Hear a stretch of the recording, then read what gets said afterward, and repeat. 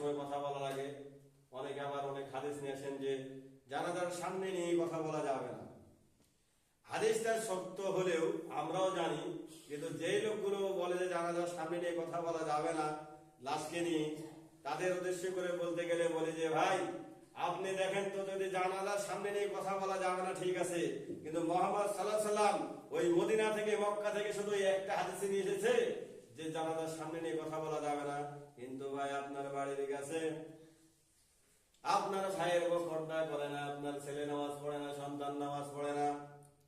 কয়দিন আপনার সন্তান চাচাতো ভাইকে বলেছেন ওই যুবক তুমি মসজিদে চলো, নামাজ পড়তে হবে? এই কথা আপনি বলতে পারেন না। আপনার পাঁচটা ভাই, একটা ভাইয়ের মুখে দাঁড়িয়ে নাই, আপনি ইমামতি করেন মসজিদে, শুধু আপনি মুসল্লি হয়ে গেলেন, কিন্তু আপনার ভাইয়ের আগে মুসল্লি নাই।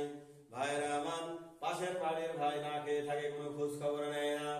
আপনার ভাইয়ের বইয়ের আগে পর্দা করে না, দায়ুস হয়ে বসে আছে, সব ভাই জাহান্নামের কারিগর হয়ে বসে আছে।